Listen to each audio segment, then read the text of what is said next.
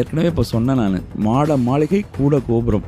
இது என்ன மாட மாளிகை சரியானு கூட கோபுரம் அப்படின்போது பல செய்திகள் கூடும் பொழுது உயரத்துக்கு போகிறது. ஒரு நீர்நிலை இருக்கிறதுன்னு வச்சுக்குவோம், அதில் நிறைய பகுதியிலிருந்து நீர்கள் சேரும்போது அதனுடைய நீர்மட்டம் உயர்கிறது.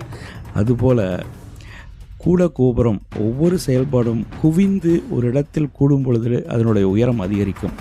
அதை அடிப்படையாக கொண்ட அறிவியல் தான் நம்ம பார்க்குற அந்த சோழர் காலத்து அல்லது பல்லவர் காலத்து கலைகள். இவை அனைத்தும் நம் மண்ணில் உள்ள மக்களால் உருவாக்கப்பட்டது. அதை நீங்கள் மறந்துவிட வேண்டாம். ஒரு கட்டடக்கலை சுமாராக 1000 முதல் 2000 வருடங்கள் நாம் பார்க்கும் அளவில் இருக்கிறது என்பது மிக அரிதான செய்தி. உலகத்தில் வேறு எங்கும் இதை இப்படி பார்த்துவிட முடியாது.